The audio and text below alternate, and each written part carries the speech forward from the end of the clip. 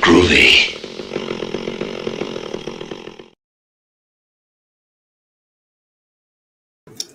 What's going on, guys? Back for week 3 of March Madness. Man, it's going by quick. We only got 2 more weeks after this. We were reviewing Creep from 2014, the Netflix original. Very easy watch. I'd say hour 7 minutes, hour 17 minutes. So super accessible. Got a sequel. So if you like the first one, check that one out. As always, we got the homies in here, man. We got Scarpad.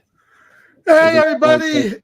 I was gonna do the whole show while I have a tubby, but I thought that would be kind of creepy, so I didn't do it for you guys. I didn't do a tubby, but I'm here, ready to review Creep. Thank God. Thank God. We got Robbie, and he's not in a tubby. Let's all have a tubby, motherfuckers. How you know? I got a little tubby underneath me. You just can't even see. Yeah, I got my Aquaman figure, my flounder from Last Mermaid, or the Last Mermaid. What's the name of that Disney movie? The Little Mermaid. Never mind. Whatever. What's up, everybody? I'm excited to. This was a weird adaptation of that TLC song "Creep." Yeah. So. Radiohead. Yeah, it's definitely an interesting one. It definitely has a little bit of a following though, because it obviously did get a sequel, but I always enjoyed it. You know, I have seen it quite a few times though. So this last watch, it was kind of like, you know, I'd seen this a few times, but I remember when I first watched it, you know, when it first came out, and then the sequel a few years later, I definitely did really enjoy it, and I thought the main guy, Mark Duplass, just does a fantastic job. He obviously leads it, but we also got another special guest. Hasn't been on DHS in a while, man. Welcome to homie Brooks from PCP Army. Yeah, as I was watching this movie, like when he was getting in the tub, that's when I would have been like, nah.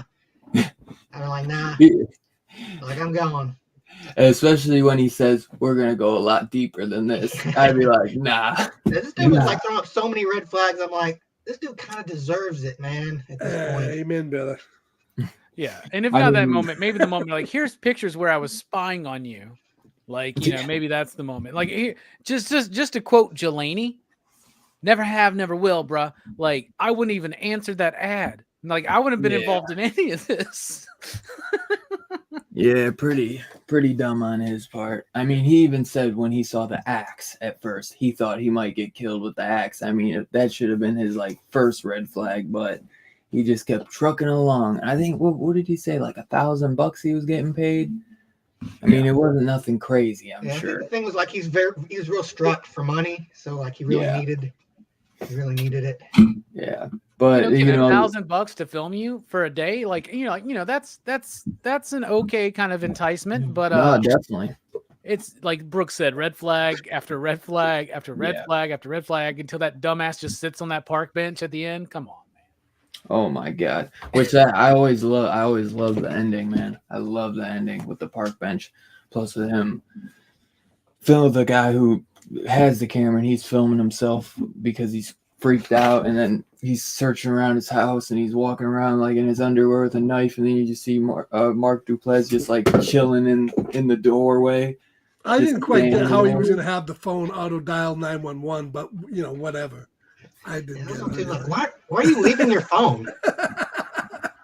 If you get like an auto, you get like an auto dial speed dial thing. What's that? 2 button clicks. So is that better than 3? I don't know. Whatever. There's so many red flags in this thing, man. This guy should have been selling used cars. Yeah, that's for damn sure. I mean, dude, he is a creepy motherfucker to begin with. That's for sure. But right, Perry said, "Fucking love Creep." They just shouted this movie out on Joe Rogan's this week. Oh, nice. Hell yeah. Did you show me? Did you send me that? I forget. I think somebody sent me a Rogan clip today.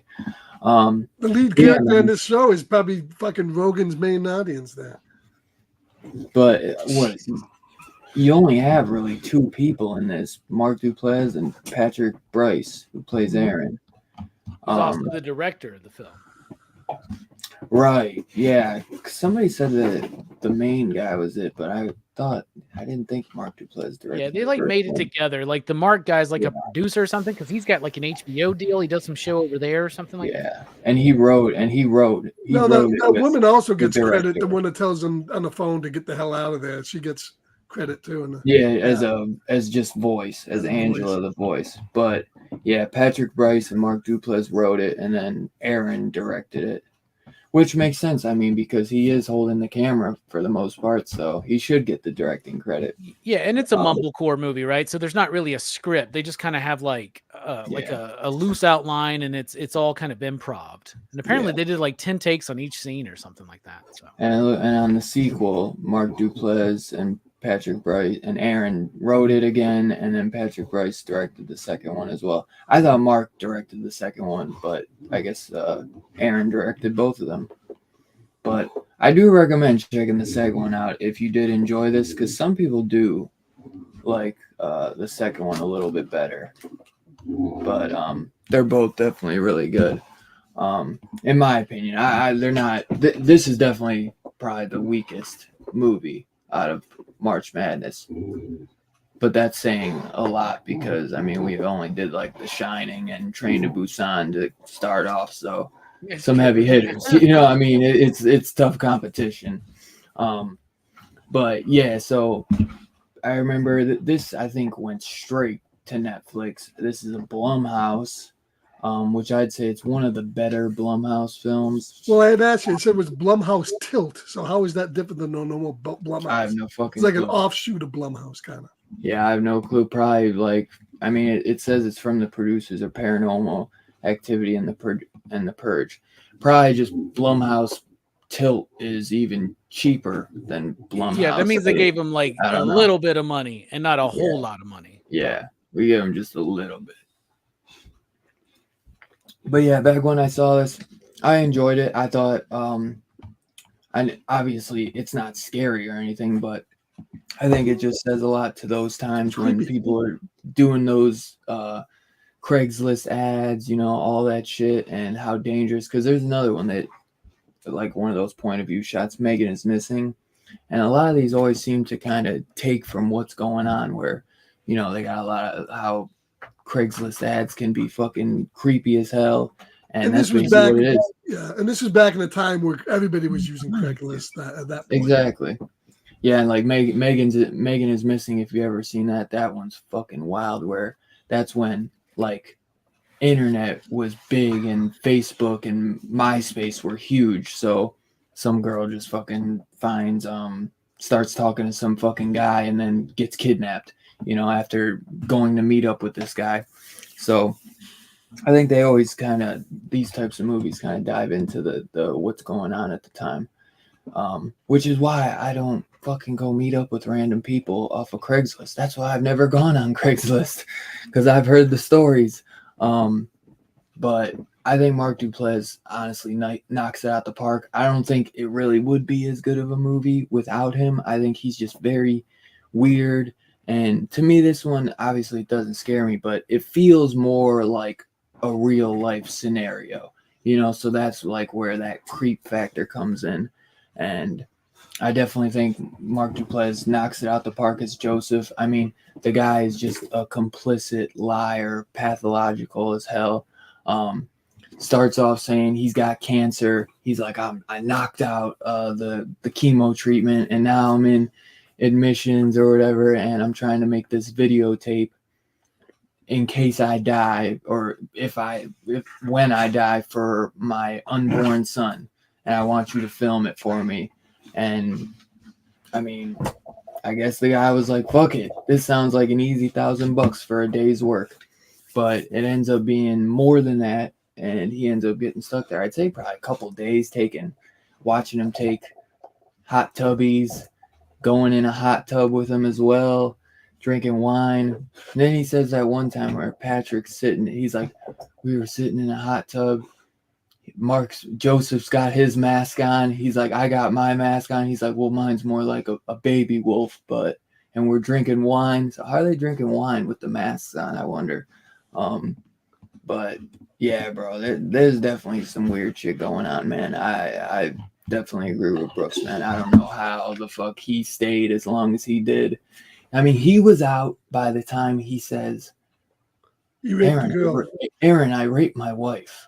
And then he's like, I'm out. He's like, did that story is that why you're leaving? No, that's not why I'm leaving.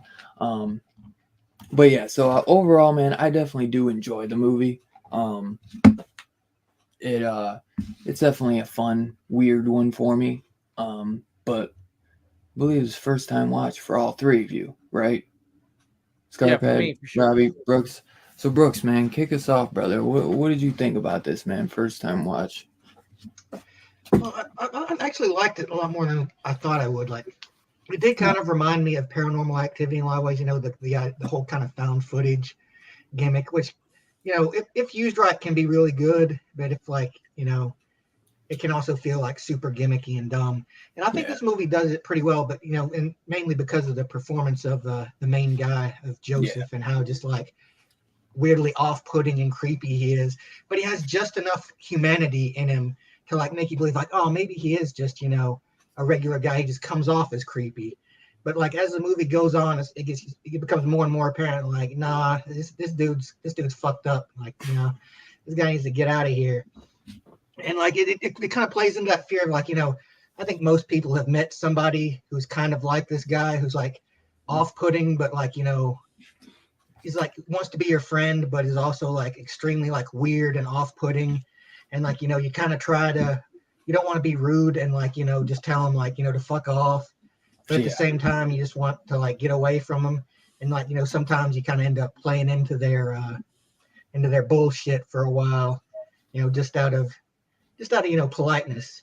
So yeah, it's like, it's very, that's what makes it so creepy is like, this guy's like, even though he knows like this guy's like fucked up, it's like, he feels this kind of compunction to like, it's kind of like, like maybe he's just like, I just want to see where this is going, Yeah. It's like the guy keeps fucking with him, keeps fucking like there's like a human jump scare throughout most of the fucking movie.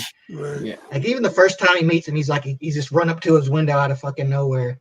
And it's like, it's like maybe like at one point I'm like, maybe there's gonna be a twist where it turns out that the other dude is actually the psycho and he's gonna end up killing Joseph. But it didn't turn out that way. But I think it still worked pretty well with the ending in this movie. Like a really, like I think the atmosphere is really good in this movie. Like it keeps the creep factor up, and like it's very tense, and like it does a lot of jump scares, but I think it uses them well. It doesn't feel too cheap with the jump scares. Yeah, I'd say better than like the Paranormal Activity jump scares by far. 1 hour 22 minutes. But yeah, definitely a lot of funny moments too. But that would have been a good twist, man, if Aaron would have been the killer. You wouldn't get a sequel, but it would have been a good little twist, man. I definitely would have liked that. But yeah, so Robbie, man, I'm glad you enjoyed it though, Brooks. Robbie, what did you think, my man?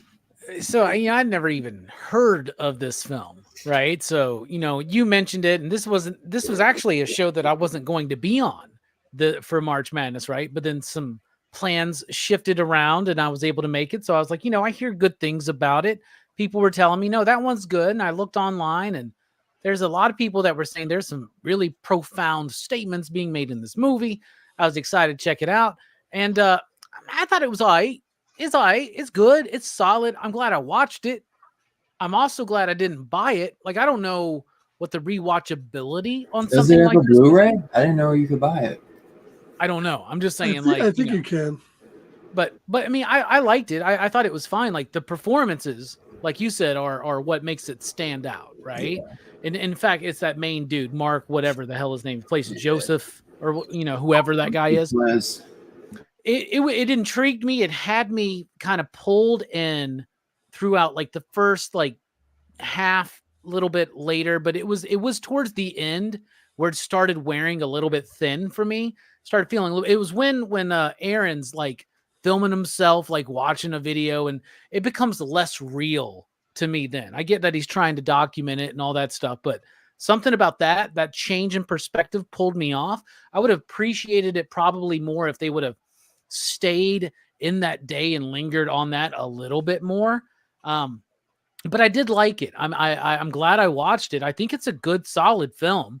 I think it's worth watching. I think it's worth discussing. I do want to watch the sequel.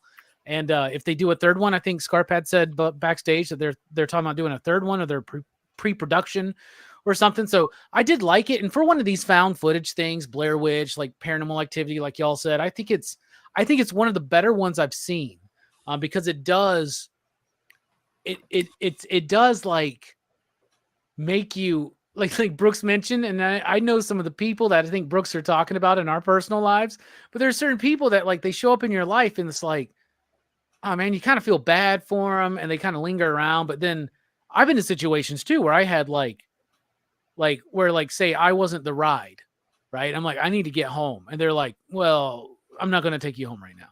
And I'm like, bro, I do not like the feeling of being powerless as far as where I'm going.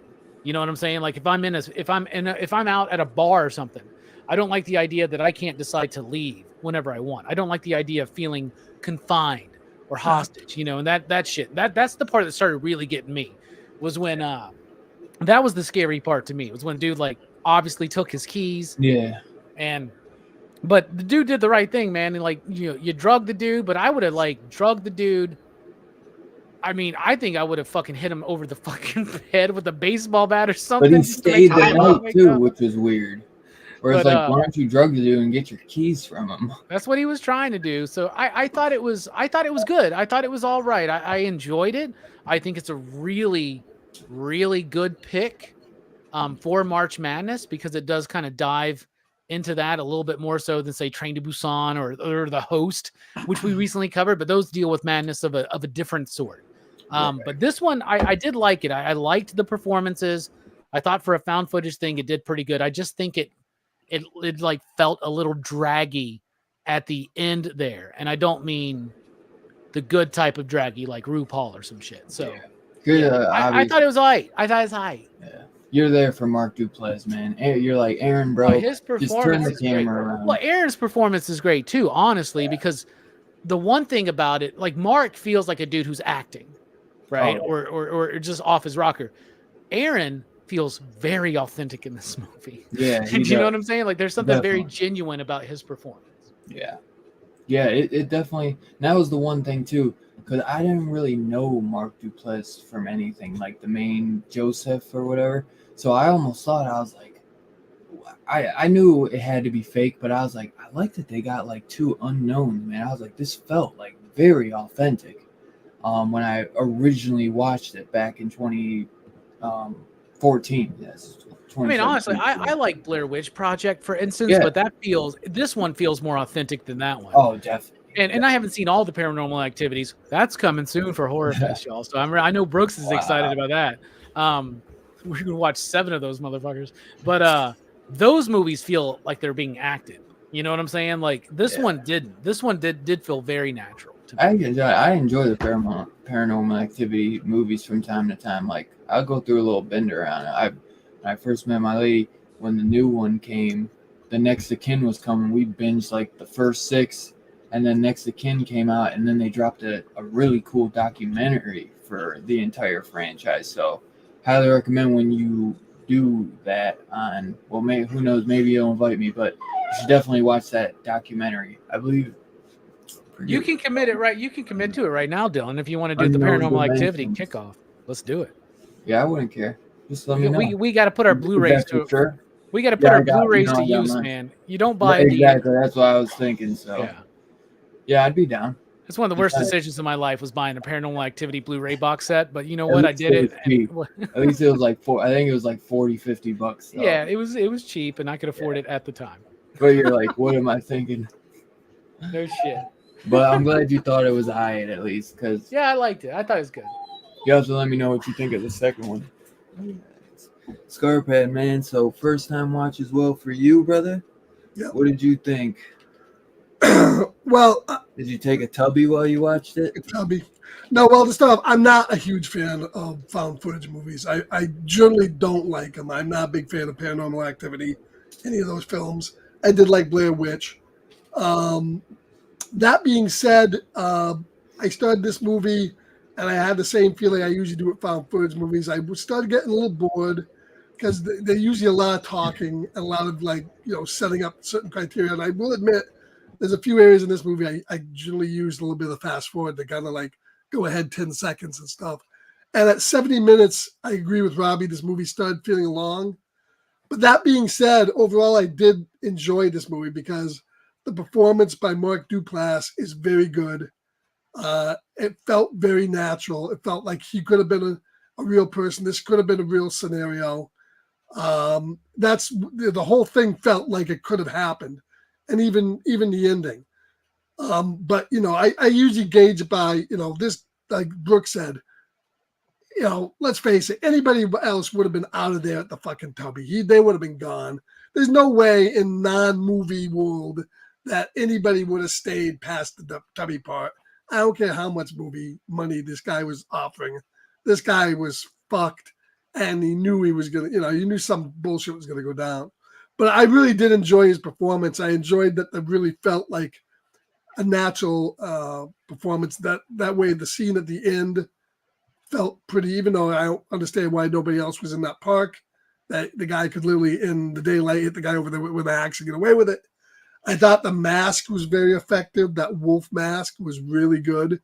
So when he's chasing the guy through the house and howling in the wolf mask, and the guy's going, stop it. No, really, stop it. Just standing in front of the door. Stand in front of the door. Stop. You're not going to let me leave? You're not going to let me leave? Come on, let me leave. and the thing is, Mark Duplass he's nuts, but he comes this close to going over the top, but then he yanks it back to where, as Brooke said, you could maybe this guy just does need help. Maybe he's not really that fucked. Okay, maybe he will kill me. No, maybe he's not that bad.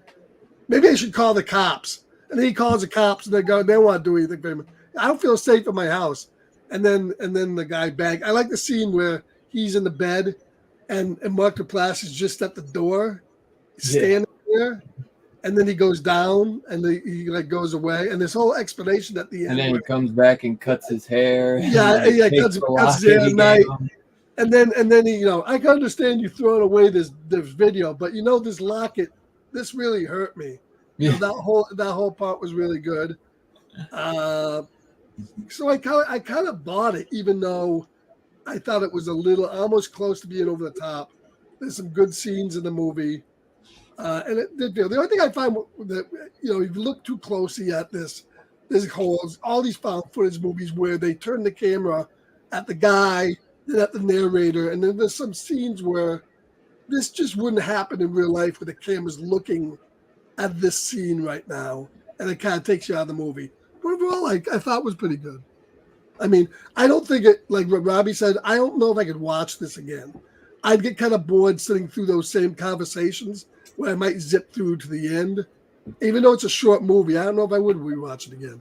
But I'm going to watch the sequel at some point. Yeah, that's something like, I mean, obviously it's not high rewatchability for me, but you know, every like 3 to 5 years I could throw it on, you know. I just think the performances brought it up enough that it made the movie good for me. It's really Mark, man, that fucking just like, is the saving grace. He is so good. Yeah, and it is a good one where, like, if you got some homies, some friends that had never seen this before, be like, hey, let's put this one on. Like that's a good one to like watch with people who had never seen it before. Yeah, I'd like to watch this one with Jelani Brooks. You know what I'm saying? Yeah, he would. Hell no. Well, it's also, you know, this He'd movie be like, does. I'm out as soon as the tubby came.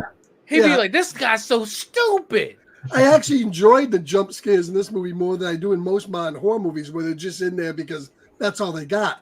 Here, the jump scares were kind of like comic relief, where they got even at the end, the guy jump scared himself. Yeah, and the camera.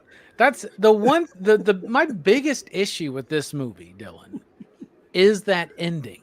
Yeah. Right, and the thing is, okay, the one long, solid shot. That's kind of cool. When he comes up and then he eventually, that's awesome. That's cool. That fucking works. Like visually. Hell yeah. Narratively, this dude didn't hear him walking up behind him. Right. It's not like he's like fucking like I don't know. It's St. Patty's We've Day. said So that like at a the little movie, leprechaun, though. like fucking coming around magically. Mark Duplass says that. Like, He goes, I don't fucking get why you didn't fucking hear me. Yeah, that was pretty stupid. That's very kind of it is like a poignant kind of moment at the end when he's like, it's because you're a good dude and you didn't think that I was going to do that. Right. But I don't give a shit, bro. First of all, you think this dude's coming to kill you so much so that you're recording it. You're like the police like ready or whatever, right? Like you're going to fucking sit on a bench and look square at this fucking lake instead of all the shit behind you. It was a nice day though. I get it, bro, but like that is some dumb, stupid shit. And they knew it and they pointed it out in the movie and they were trying to make a point with it, and that's fine.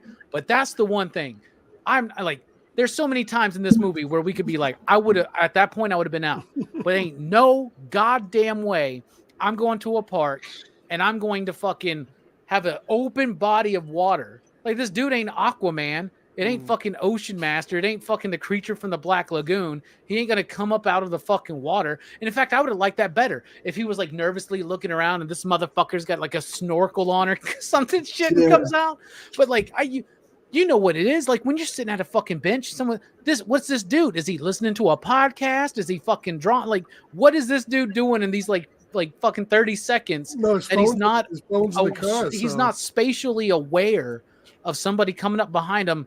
Like, just waiting for this motherfucker to turn around, dude. But that hit, that was brutal looking, man. They should have at least had him, like, turn around at the end to at least been like, okay, at least he noticed it at some point. But that motherfucker's just sitting forward, just pop. Yeah, motherfuckers on TikTok or some shit, bro. That's the danger of TikTok. You know what I'm saying? Stealth zombies and walking. That's why Congress is trying to stop TikTok, because people getting axed to death at the fucking park. The axe murders. But they also up like 20%. They do play with you, man, because like you hear the chainsaw in the background and he looks around for a second. Right. I don't give a fuck, dude. Like I hear a chainsaw, I think a murderer might be here. I thought he was gonna pull a chainsaw out of his trench coat. I'm gonna keep fucking looking. Like, God, what a dumbass, dude. What a fucking dumbass, dude. He did deserve to die. The second one has a good opening to it, which I like a lot. I'll have to watch the second one tonight. Well, let me ask you a question. Do you guys think that the very end of the movie was needed, where he's showing the filing cabinet full of tapes? I found it hard to believe that this dude would have gotten away with this many. Yeah, that's like 400. Would you do one a day? It's like, I still like it though to just show like that that he does it, because when he makes that call to Angela, she's like, "Get out! Like my brother is sick." Like, you know, like he does this all the time. Like, yeah, it's far fetched that he'd be getting. Maybe she should call the cops. But I do like that it's like that this guy really is fucking sick, man. And he said he's like, I wanted to be an actor because and it kind of shows that like he takes that and uses that to people that he wants to kill. And he like puts a whole act on to try to get these victims in or whatever. Well, evidently though too, lies and all these stories. Evidently, he's been doing it a long time because in that cabinet he had different formats. He had like VHS, DVD. So he's been doing it since beta. So he's been doing it for a while. Got one laser disc in there. Right.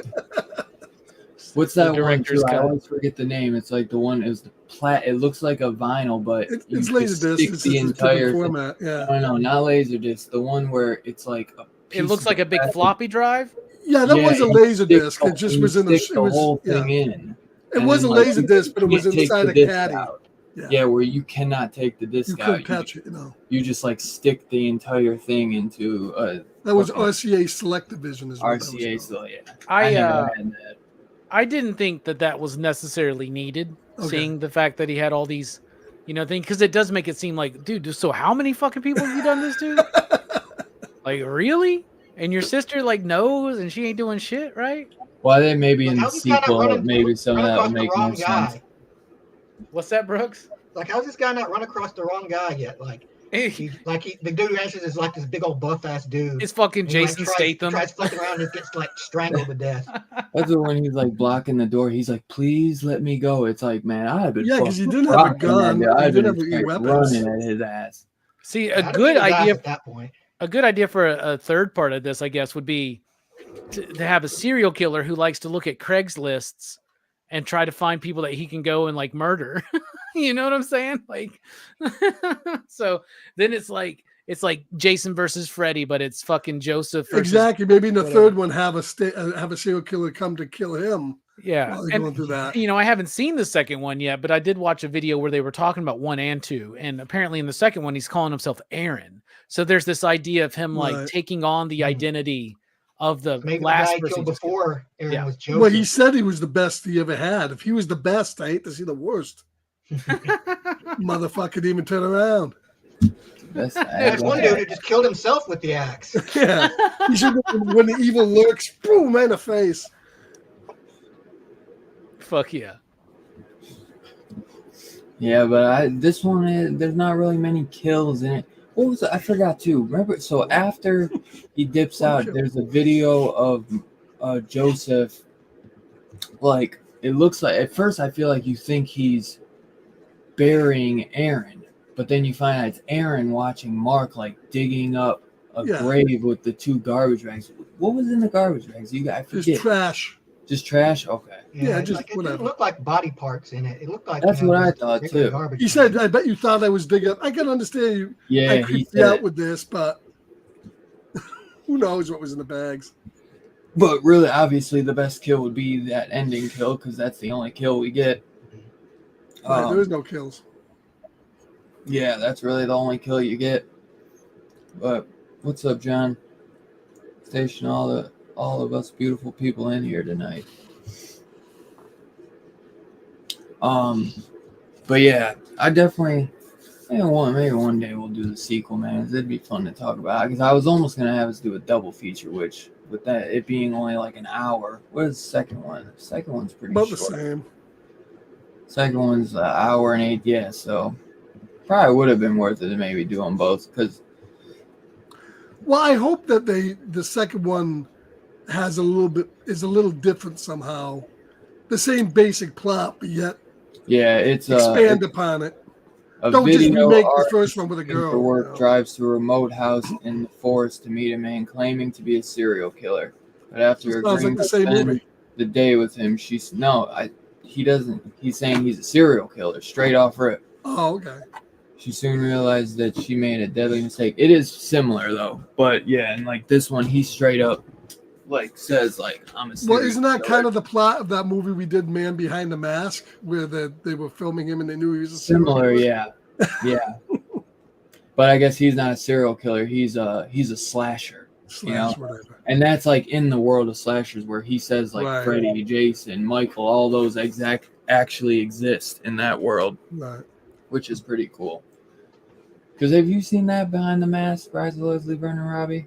No, I've not seen that one. We did that a few weeks back, and that's another like point of view, but that like it opens up like saying like Michael, Jason, Freddy, these were legendary slashers, and then like so they're in this world where Leslie Vernon like goes out and kills people, and he kind of brings this camera crew along with him to show like how he stalks victims, how he does this. Maybe I did see that because it's Michael, Jason, it's Michael, Jason, Freddy, Marcia, Janet, and Cindy, right? Is that what it is? No, that's a breakfast shit. That was a Brady Bunch joke there. Sorry, some people may not remember. I'm not a Brady Bunch guy. It's a good watch. Oh, that's Alice from the Brady Bunch. I see. Okay. Robert Englund's in it though. Oh, that's cool. Yeah, you have to check it out. It's a good one. But yeah, this one. Stop. Once again, the dog's fucking up my act. Well, it's hard to do who's your favorite character since there's only fucking That's two. what I was gonna say too, man. It's a hard one. Yeah. You can't. My favorite character is the Benadryl. How about that? Benadryl. The Knox. Did you? This dude's like, that tastes fucking weird. You gave me like a whole goddamn rocks glass filled with straight bourbon. I'm just gonna down it. You? No, that was good, man. You want another one? No. Where do you get the Benadryl from? The guy's medicine cabinet? What the fuck? I guess so. I don't know, man. Stop. Well, I mean, Robbie, put yourself in the same as this dude. The guy didn't have a gun. He chased him around in a wolf mask, but do you think you could have gotten out of there? I think so, right? I tell you what, dude, at that point, I feel like if I would have made it to the point where my keys were gone, I somehow was able to find some Benadryl and managed to get this guy to drink some obviously fucking drugged ass bourbon, that I would then, if I couldn't get the keys, find the keys, like just tear ass out of there. I mean, I just walk. I've done that before. One time I was with some homies. We were at a strip club and I just started feeling bad. And I was like, I was not having a good time. And I was like, I'm ready to go. And everybody's like, nope. And you know what I did? I just walked my ass back to where my car was, which was a long way away. But, I'm that kind of dude, man. I would have just walked my ass out of there, man. Like, fuck you then, man. Sorry. Then I would have been more scared out in the fucking woods by myself at night. Well, there was a road there. Yeah, that's where he's well, there's a road there. It was all downhill. So I'd stay on the road, man. But the moment I saw a fox or a coyote, man, I would fucking just shit myself. And Brooks knows that's true. Seems accurate.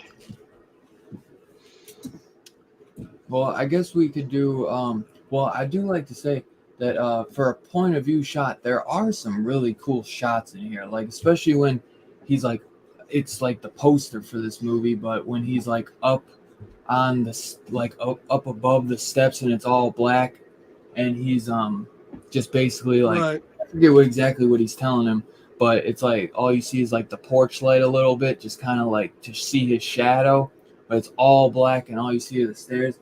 There were some definite good shots in here. Obviously, I don't know if there's really a score.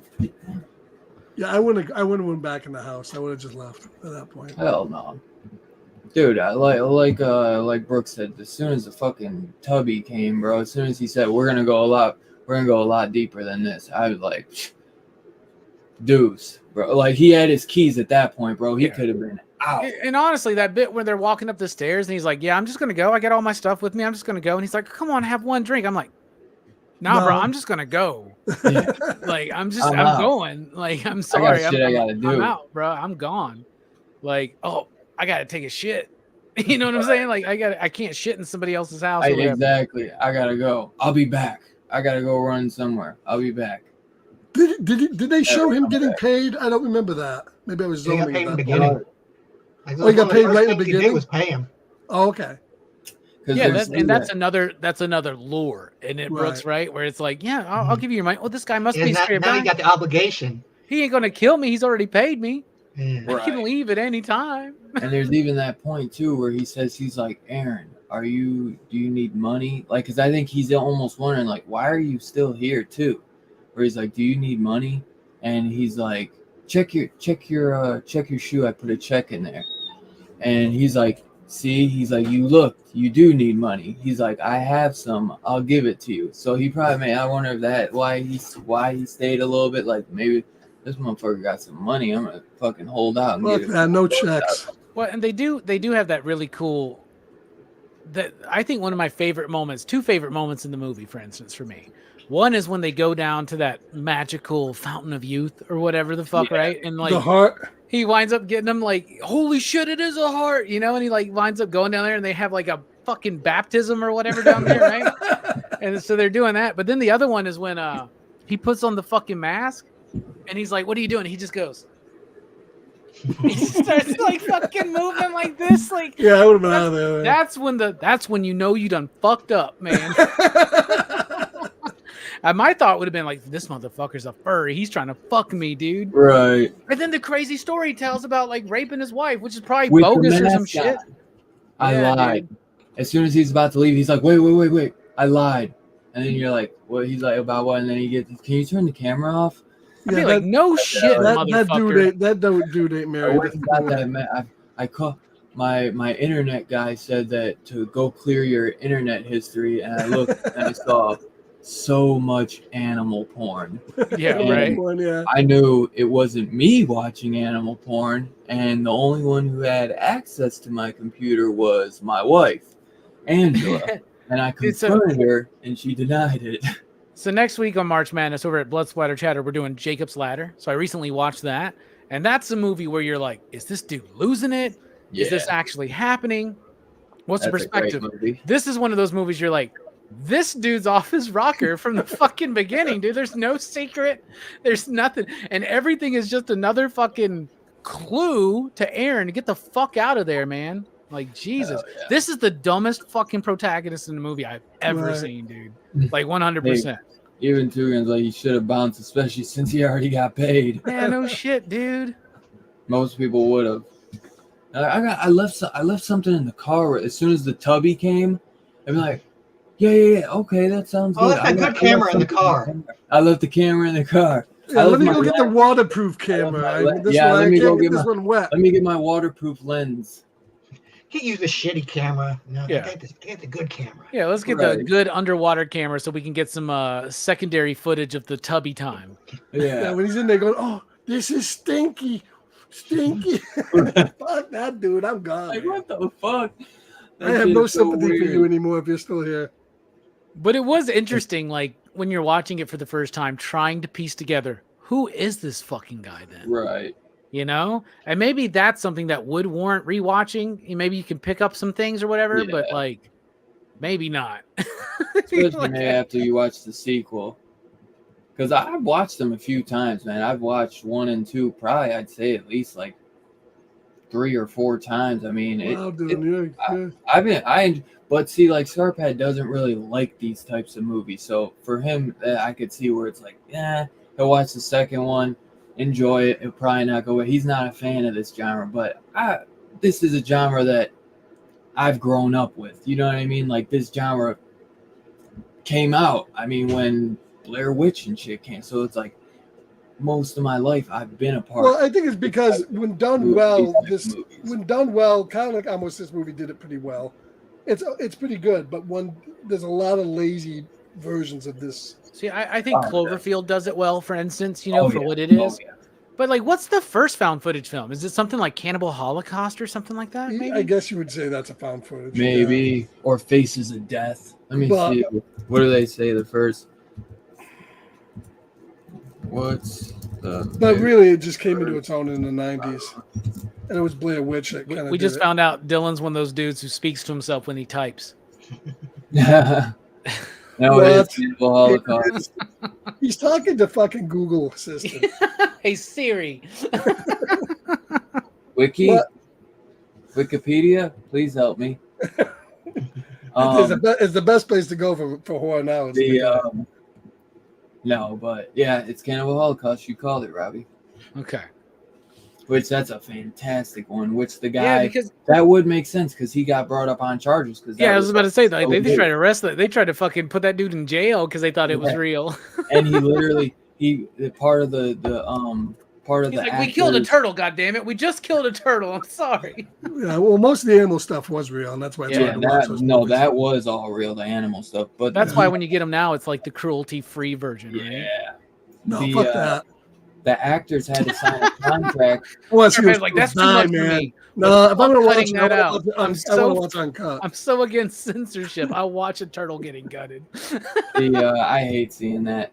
I've seen it already though, so it sucks. But the Yeah, I've eaten turtles. Ruggiero though, he made the actors sign a non-disclosure that they would dip out and hide away until after the movie came out because he wanted people to really until maybe 6 months after the movie was already out because he wanted them to really think these people were dead. So when he had to go to court for it, they had to come out of hiding to prove no, he didn't really let us get. It's like some soap opera shit, bro. They show up, they're like, I'd like to call John Smith to the stand, and he comes out there. They're alive. They're alive. They come out like zombies, and everybody freaks out. All that to show movies in the grindhouse where they're sitting there in their fucking raincoats watching the movie. Come on. Borderlands is a great found footage. I never heard of the Borderlands. Yeah, I never heard that either. Yeah, me neither. Well, plus the jerky camera. It wasn't too bad in this movie, but that gets to be too a lot. This had some jerkiness to it, but not too bad. Yeah, not as bad as Blair Witch or Cloverfield. Where, they're right. like when I watched Cloverfield, one of the dudes with me had to go fucking throw up, man. Really? Yeah. It doesn't bother me. I don't want to puke. I just get tired of it. That's all. Yeah. I mean, maybe if I'm watching it in 3D or something, maybe that would. I don't know. But is the Borderlands an 18-minute short film? That's the only thing I saw for it. Otherwise, all I see is Eli Roth. Which funny thing, I just saw today that Eli Roth or Quentin Tarantino originally wrote The Bear Jew for Adam Sandler, but he couldn't do it. I didn't know. I never knew that.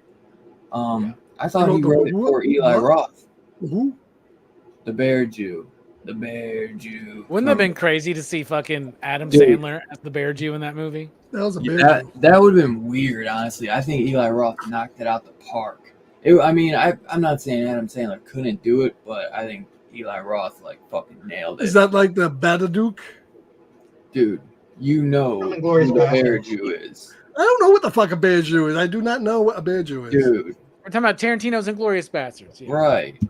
I've seen that movie. The dude that beats he brings him out and he beats the Nazis' head to death with the fucking baseball bat. He was called a Bear Jew? It's called the Bear Jew. You need to go back and watch that movie. I guess. The Bear Jew whatever. is the most memorable fucking thing in that movie. Okay. I like the bit though. I like my favorite bit, most memorable bit is when Brad Pitt's like, I speak the best Italian. So he's Buongiorno. Buongiorno. Brad Pitt, dude, that's what my only disappointment in that movie is that it's not entirely about the Inglourious Bastards. They have that side fucking story about the chick who runs the fucking theater or whatever. Yeah. It's like that movie should be entirely about the Inglourious Bastards. And then that movie would be perfect to me. It's a fantastic film, but I always find myself fast forwarding. I actually love that bit, man, to be honest, man. And that's one of those Tarantino films that the more I watch it, the more it becomes one of my favorites of his. Oh, I think it's his best written movie, man. The dialogue, the pacing, the tension in that movie, and it's really on two scenes alone. And it's that opening scene at the dairy farm and then the scene in the bar. Those are some of the most tension-filled scenes in cinema history, in my opinion. Well, Christoph Waltz is the reason why that dairy scene is so fucking. And then Michael Fassbender in the other one, right? And shit it's so good, man. I love just that one thing where it's like, hey, you did it like this, and they do it like they show 3 like that.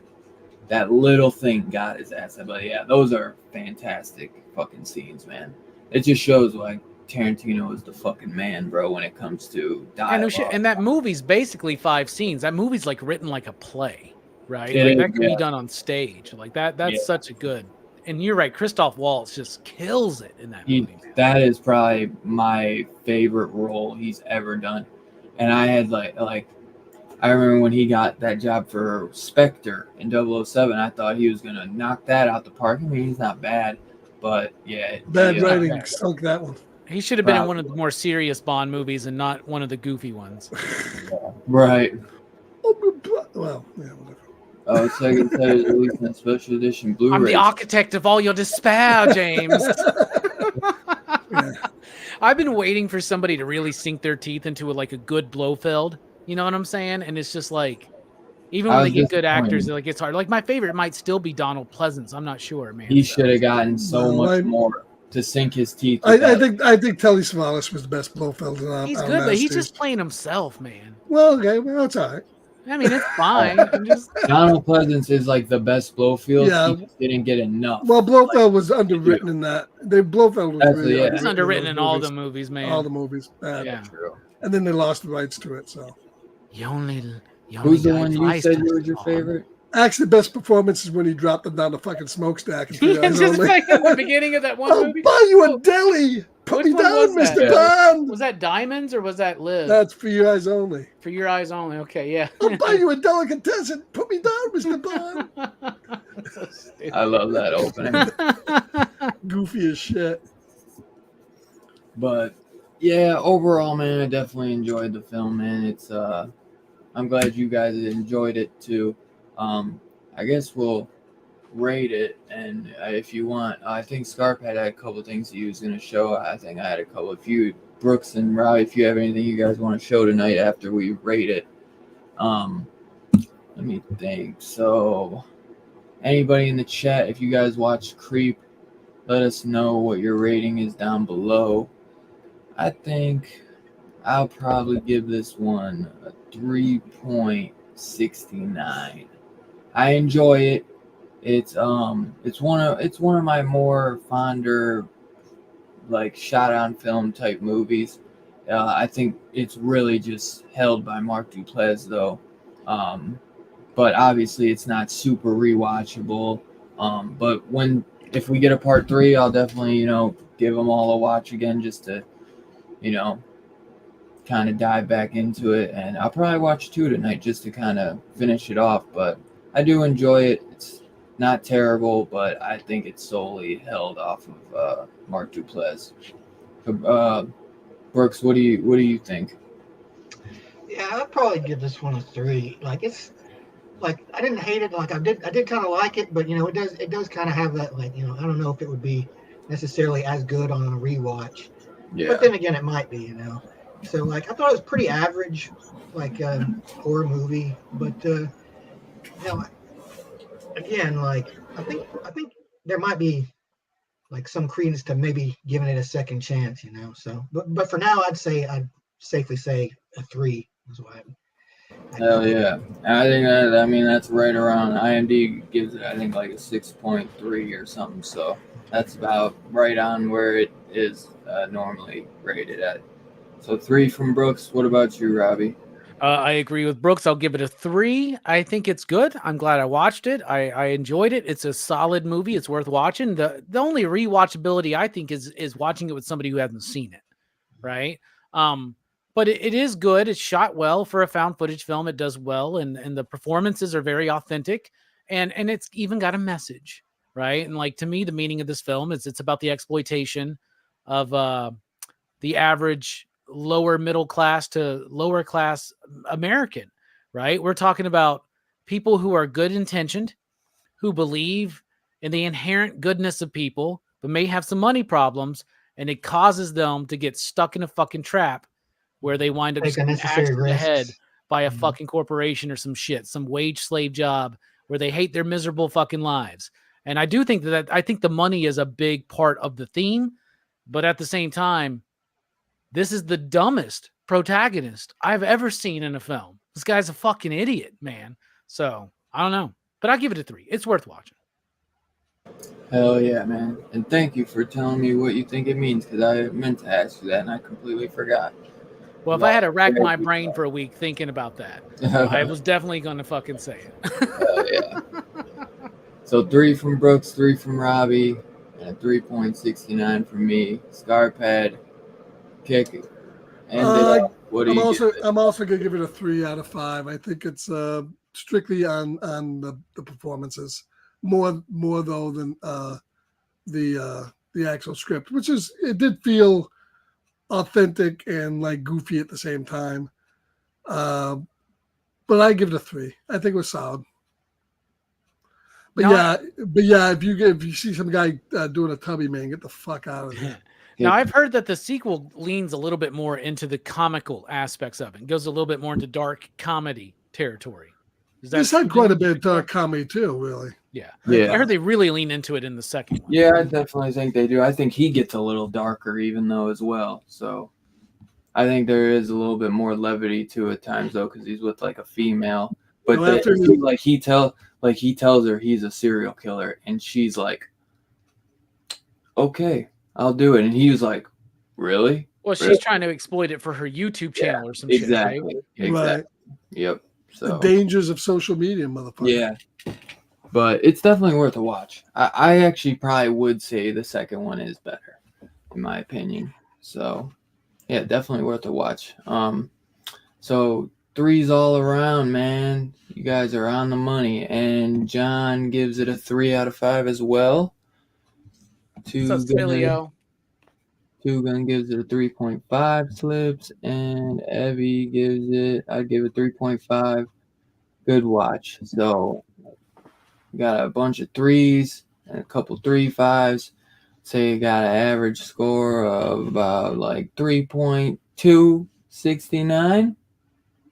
I think that's right on the money. 69 in the tubby.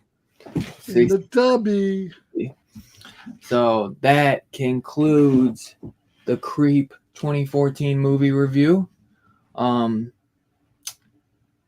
got us a good one next week. One that a Giallo film that me and Robbie have never freaking seen before, which that's usually never happens. Scarphead has seen it one time before, but he's recently watched it himself, so it is kind of fresher for him as well. But next week we will be doing a Blade in the Dark to keep March Madness going for week motherfucking 4, man. We're at the week 4 or 5 coming up, man. I can't believe it's almost over. But it will be a great talk. That's for damn sure. Robbie dives deep into that Giallo, and it's Lamberto Bava directed movie, so definitely going to be a fun time. And Robbie, what do you got coming this Monday on PCP? Oh, another Italian movie. How about that? We're talking about Lucio Fulci's The Beyond, the second part of the Gates of Hell trilogy. Of course, they all work on their own. I have cited this as my favorite Fulci film. Does it hold that status to me on the rewatch? Find out what the excitable PCP crew thinks on March Madness. You can also catch me when we talk about Jacob's Ladder. I think that's on Thursday. And then Manny is giving us his ranking of the entire Exorcist franchise. Ooh. So that's going to be very interesting to see. Hell yeah. He's going to fucking kill that. That's for damn sure. Hopefully Believers where it should be in the basement. Now, was Blade in the Dark Lamberto or was it his daddy? Was it Mario? It's Lamberto. Oh, wow. Okay. Yep, Lamberto. Yeah, Blade in the Dark started off as a miniseries in Italy, and it was too graphic for Italian television, so they transformed it into a motion picture. And that's why one of the cuts on the disc, I don't know if you have the disc or not, but the disc is the extended television version. That's really the one you want to watch. Oh, no, I don't have it on disc, so I'll have to watch it wherever it's streaming. Yeah. And I want to check it out because, Lamberto is one of those guys where I've seen I can't remember the name of it. I've seen another one of his movies outside of Demons and Demons 2, which I love. So check some of the streaming services around. I think they might have it. So hell yeah. Yeah. Oh yeah, he did. Lamberto did Demons. Yeah. Right. Demons 1 and 2. There was another one that he did that I saw that I really enjoy. Yeah, there's another one of his that I've seen that I can't remember. It's the one with the eyeball. Shock Shock, yeah. is one. Yeah. And what is that? Macabre? House of the Exorcism? Macabre? Did you say it was Shock is the one with the eyeball dude or whatever? Shock is. Shock has Daria Nicolodi. What is? Isn't that? Yeah, that's Dario's. From Deep Red. Is that his wife or his daughter? Daria Nicolodi. No, she's just the one that was in his Deep girlfriend Red. for a long His time. Oh, His girlfriend in Muse. She's my muse. But yeah, so he did. Wow, Lambert. Sabbath. There's that movie Sabbath, which I know, and then Delirium. That could be the one. Delirium. Yeah, Delirium just got released. Vinegar Syndrome released that just recently. Did they? I thought that's a different Delirium. I don't think so. I think that's the one. I thought that. Yeah, sure. I'm pretty. I thought that was a different. Yes, it's Delirium. That's the other one I've seen. Yeah, with the that's big eyeball, right? Yeah, that's the one. Yeah, because that one's fucking rad. But that's not the one that fucking That's not the one that Vinegar recently did. This is okay. That one, yeah, I remember that one very vividly. Yeah, that one, and that one's hard as fuck to find, bro. I've been wanting to find that on Blu-ray I watched for that a back in long the time. Netflix sending DVDs in the mail days, man. That's one of those weird ones too. Yeah, it is. Like dude. it's like one of the like fantasy giallo types, like where it's just it feels like a wet dream the whole time. It's very fucking weird. Yeah, and Shock. You have some weird wet dreams, Dylan. No, you know, I didn't mean like wet dream, but my wet dream is like a giallo movie. I wake up and I've been gialloed all over the place. I may have said wet dream, but I didn't mean it. Those feel like a dream. Like a fever dream. I think it's is that what you meant? Okay. Yeah. I got so much fever, I wet myself. You gotta stop me before I keep saying stupid shit. But yes, the best is yet to come, and that is gonna be fucking Possession. That's gonna be a good one. But A Blade in the Dark is gonna be fucking incredible. And Beyond does deserve a 4K release. I hope it does get one. But Shock has a great Arrow Blu-ray from Arrow, so definitely worth checking that one out. So that's next week, next Saturday. And Scarpad and I will be doing episode 4 of The Walking Dead, The Ones Who Live, tomorrow night, 10:30 p.m. So definitely check us out. Monday night at 8 o'clock, we're dropping a season 1 review of Dexter. Monday night at 8 o'clock. So look for that as well. Yeah, and I should have my Living Daylights review coming out sometime this week since Scarpad already dropped his. And we did a Leprechaun review too on Friday night. Yeah, so, we did a Leprechaun 3. Leprechaun 3. Leprechaun 3. In Vegas. To celebrate St. Patty's Day. And we had a fucking blast reviewing that one. So definitely go check the review out for that.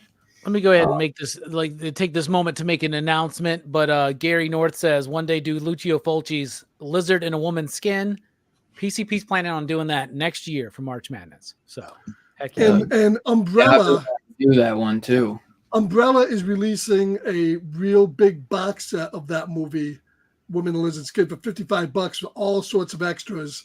It's coming out in June. They just announced it. Yeah, that's why I've been wanting to do that, because you were just telling me about that release. Yeah, I'm going to wait because I think they're going to bring that out in 4K eventually. I'm not going to buy that, but it's a real nice box set if you're a fan of the movie and you want Blu-ray. That's Umbrella.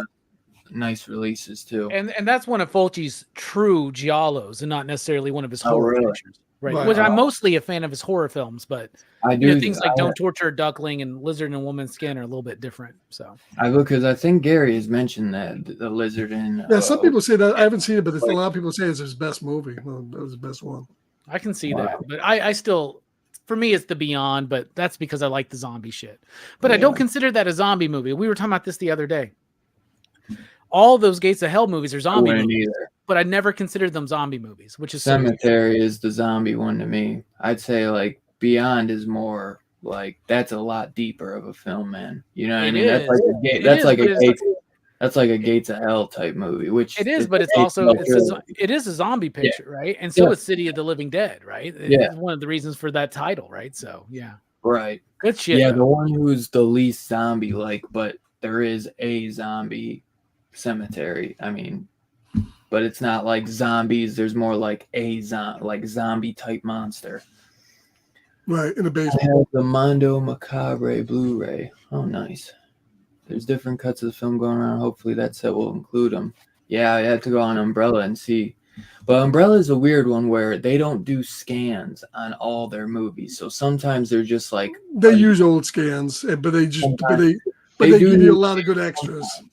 They Yeah. do some new scans sometimes. So that you gotta look at the details. Right. Sometimes it'll say new 4K scan. Right. Sometimes it won't. It'll just say the extras, and then that's like an Yeah, old they just put out a huge box set on Masters of the Universe, but once again I held out because that'll get a 4K at one. You talking about the Frank Langella Classic? Yes.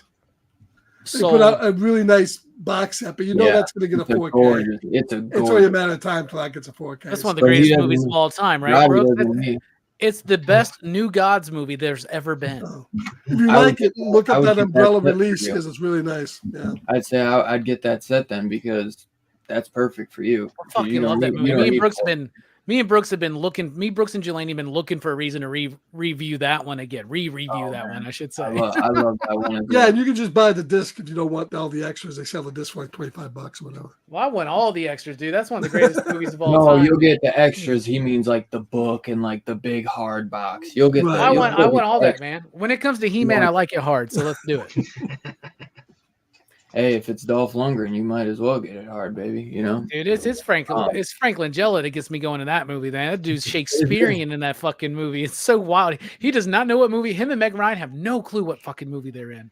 They think they're in like fucking Lawrence of Arabia or some shit.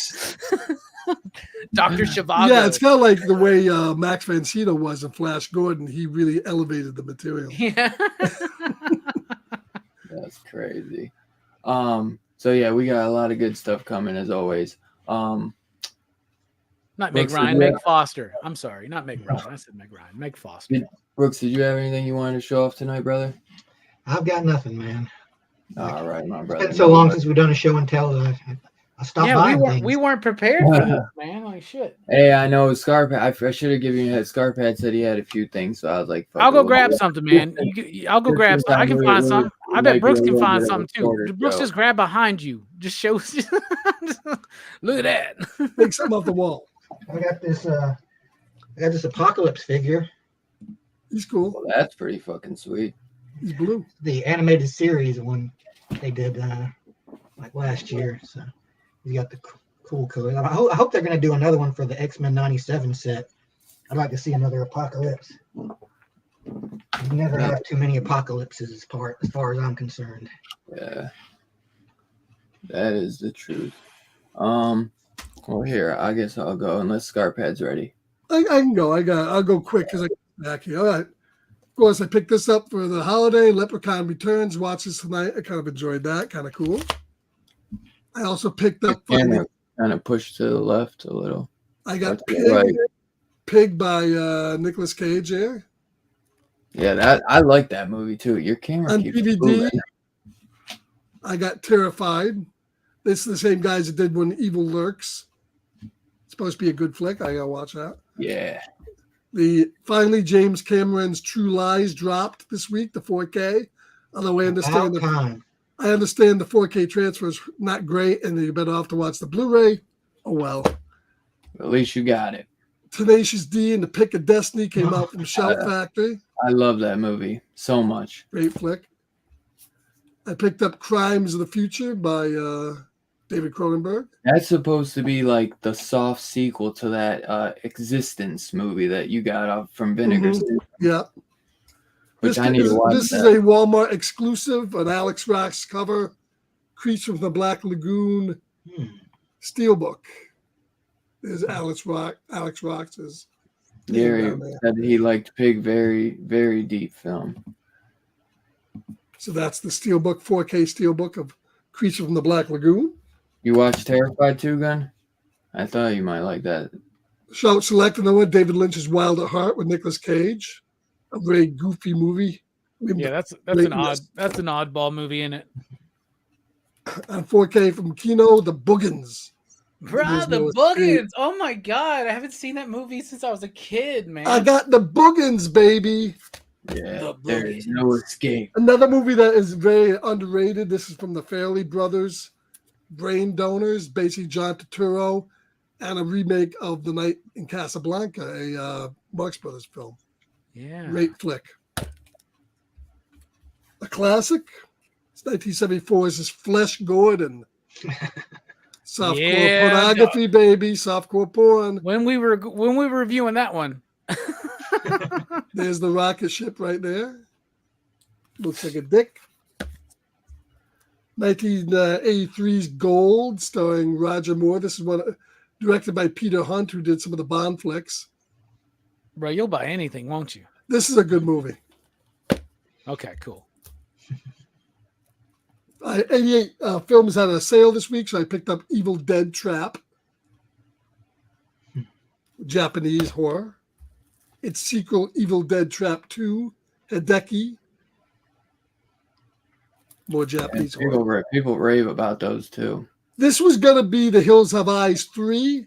Wes Craven didn't do it, turned it over to his son, and it became Wes Craven's Mind Ripper, starring Lance Henriksen. I want to see that shit. But it's the script for Hills Have Eyes 3. Oh, wow. I didn't know that. I didn't even know it either.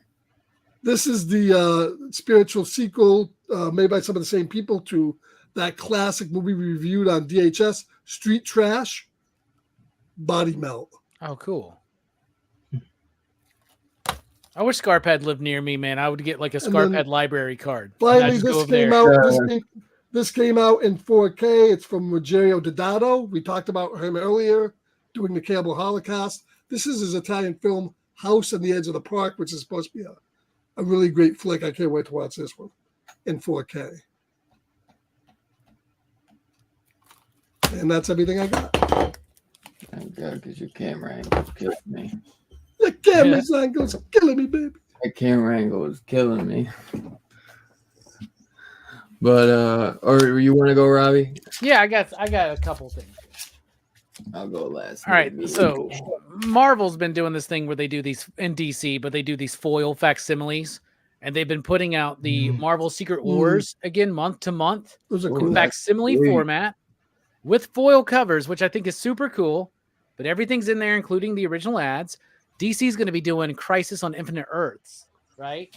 But not to be outdone, here's the biggest foil cover I've ever seen. Releasing this upcoming week, they're doing a facsimile of the treasury-sized Batman by Neil Adams and Denny O'Neil, kind of with the initial Ra's al Ghul saga. Robin gets kidnapped, and they did a foil cover for that. Look at that, y'all. That's cool. Man, that's Look an at oversized that. puppy. And it's gorgeous, man. It's beautiful Neil Adams in a treasury format, but foil. Great wraparound cover. Wow. Look at that, man. Crazy stuff. It's like a magazine size too. Yeah. And my girlfriend, one of my girlfriends, got me this yesterday. I'm big into Egyptian mythology. I utilize Egyptian mythology in my own life at times. So she got me this badass Ra statue. Look at that, cool, dude. How cool is that, Brooks? That is pretty cool. Yeah, it is cool. So yeah, that's my show and tell. Hey Robbie, did you read the Batman in the 30s? Did you read that book? First Night. Did you like it? Yeah, it was good. The story's decent. It's solid. It's serviceable, but the artwork by Mike Perkins and whoever the colorist is was amazing. So I did like it. Yeah, that's cool. It sold really well at my shop too, man. Really, really well. A second prints on FOC tomorrow. Oh, wow. So wow. But I guess that House on Edge Park was heavily cut over in the UK until that 88 Films release came out. Yeah, I think it may have been a nasty. I'm not sure. Yeah, no, I think he said that's Section 1 video nasty House on Edge Park. Nice. Oh, okay, good. So I just recently saw Dune 2 in theaters. What was that? Thursday. Great movie. Great fucking movie, man. Great fucking movie, dude. I had a blast. People are throwing me off though, man. They're spoiling shit. They're telling me that he eventually evolves into a sandworm or some shit, and I'm like, I don't know about this franchise now, man. So you're saying that movie's better than Madam Web? Oh, because I wasn't sure which one was I go see. Yeah, I mean, Actually, good for Madam Web them. just dropped on home video this week. So The Damn it already. VOD yeah, already. no surprise there. But VOD yeah, is DOA, man. Dune 2 was fucking awesome, and I think that's Timothy. What is it? Chalamet's best fucking. Chalamet, yeah. You're about to show Chalamet, dude, Chalamet. Are you about to Chalamet. show off? Did you get the fucking fleshlight Dune fucking popcorn holder? Is that what you're about to show? No, I wish, bro. They did have that Slimer popcorn, but because I'd never seen this David Lynch's Dune, so I got that. Oh, cool, man. Yeah, I never saw it. But yeah, I wish, dude. If they had it, I would have bought it because I could have sold that bitch for like $100. I know, isn't that crazy? Dude, isn't that nuts? Yeah, and people just want to fuck a popcorn bucket that bad, man.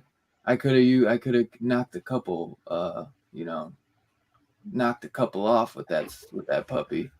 But yeah, I've never seen this. And Scarphead is pretty good. It's not the new one, but it's goofy. Yeah, it's interesting but confusing.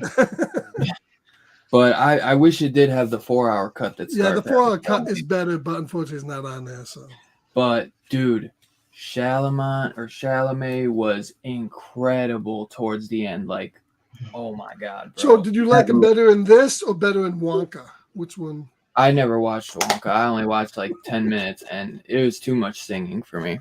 I think he's good in both because I like that Wonka movie, but definitely his it's Dune, right? That's a Dune. Oh my god, I want Denny Villeneuve, whatever. I know his first name, they call him Denny, but he needs to just get working on Messiah and finish this trilogy because this is like one of the greatest fucking sci-fi. Well, did that guy do Arrival? Did he do that movie Arrival? I know he did. Maybe I know he did Prisoners with Hugh Jackman. I wasn't a huge fan of Arrival. And he did Blade Runner 2049 too. Yeah, it was good. Yeah, which that's pretty good. But I'd say these two and fucking Prisoners. If you haven't seen Prisoners, that movie, it's not a sci-fi, but he also did Sicario. That's a good one. And he did that Jake Gyllenhaal movie called Enemy, where Jake Gyllenhaal has like a couple fucking doubles or whatever. I forget exactly what it's about. But Prisoners with the guy who played the Riddler in Matt Reeves' Batman. He's in that, and then Hugh Jackman and Jake Gyllenhaal. Jake Gyllenhaal is like a detective. Holy shit, bro! That movie. Yeah, Evan said he did do Arrival. I thought Arrival was a little. Yeah, he did do Arrival. Yeah, I'm looking right here. He did do Arrival. He did Sicario, or he did Prisoners, Enemy, Sicario, Arrival, Blade Runner, Dune, and then Dune Part 2. So I guess he wants to take a break in between Dune 2 and Dune 3, but he needs to just fucking finish this shit, bro. And I also, because I actually surprisingly have not really gone down a Lynch rabbit hole. I've seen Eraserhead, and like I said, never seen Dune, and also I've been on a big Nick Cage kick, so I want to watch Wild at Heart because I'd watched Scarp had hooked me with this awesome movie, Red Rock West. I was gonna say I was gonna call it West Red Rock, but Red Rock West, bro. That movie's fucking awesome with Dennis Hopper. And I found this at Walmart for like $6 on Blu-ray with the slip, and it was the last one and sold out online. And I love this, and I love anything with Bill Paxton, so figured get it because I only had this on DVD, so I wanted to snag that.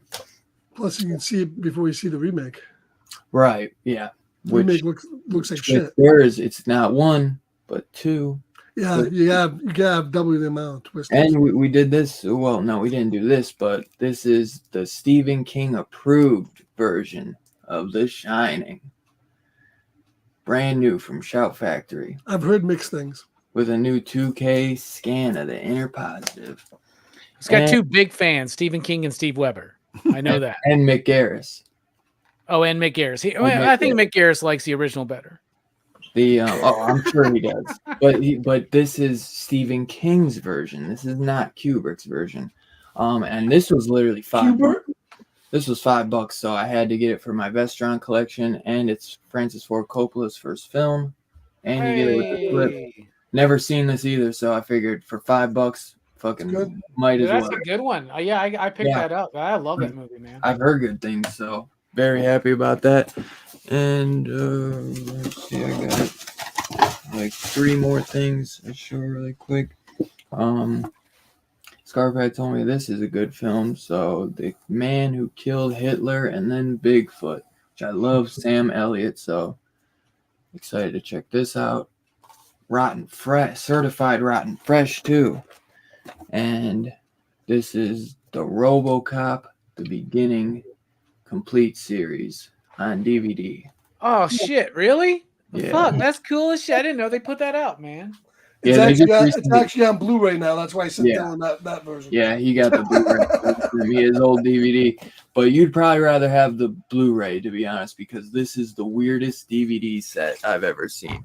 I'm super excited to watch it, but the way they put these discs in here is the weirdest thing. It's like one of these, every time I open it, they completely fall out. It's like they don't really even, they just kind of. It's Canadian, so. Yeah.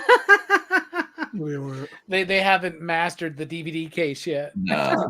Fucking every time I open it, the DVDs are like about to fall out because they literally just like sit in there. They don't like click in or anything. They just really just sit in there. That's the Canadians' revenge. Yeah.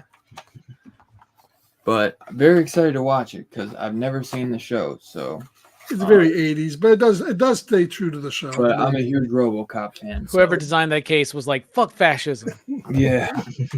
And Scarphead bought Hell of the Living Dead, and they sent him 2 replacement discs, and he said the only difference from the old discs to the replacement disc is that the color timing was off a little bit. Yeah, a little off, which I didn't care because perfectly watchable. Yeah, I always remember the cover for Hell of the Living Dead being like one that I always saw on VHS, and I was like, fuck yeah, so happy to just own this period and check it out again. I haven't seen it in years, man. And last but definitely not least, in its glory, slipcover, Creepshow 4K, baby. Looking gorgeous in that. How many times you bought that fucking movie? I mean, quite a few over the years. Is it like your 6th edition of that? Well, I don't have it on. I don't think I probably still do have a DVD copy somewhere. Does it come with a hard case and a Blu-ray? I got like 5 different versions of that fucking movie. I was gonna say I own it on like DVD once or twice. I own that. They should have done a hardcover case, but Scarphead has a really cool steel book that they did for Scream Factory. It's kind of funny that the Blu-ray, they give that gorgeous hard like box set, but the 4K, they just give it a regular schmegular slipcover. But I do love that artwork, so. Yeah, they quit doing those, right? Because they did that and Elvira, and I can't think of anything else. And the Halloweens.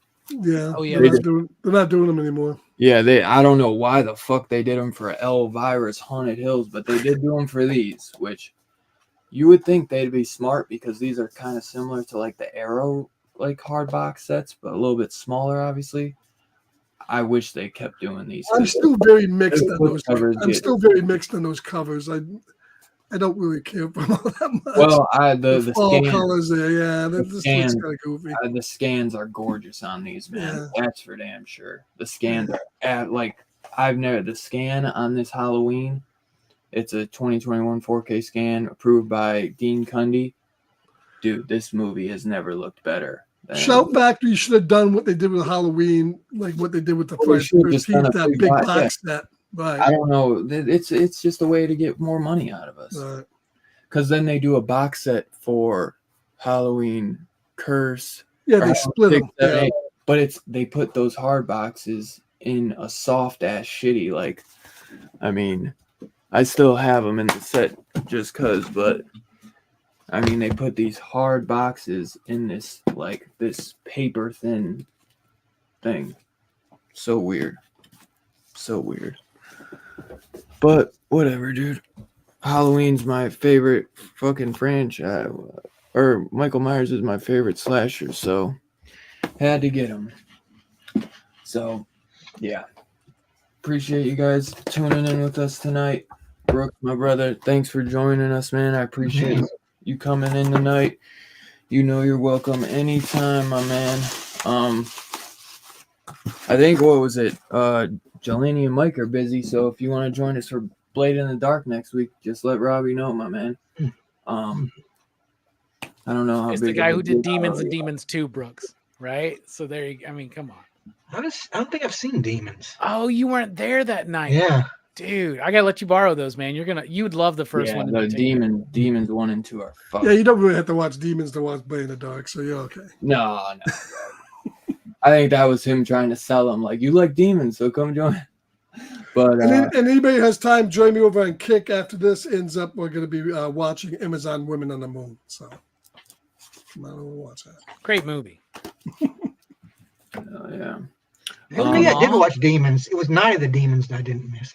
It's one or the other. Demons is the one where they go to the movie theater to watch the movie and people start turning into demons like they do in the movie.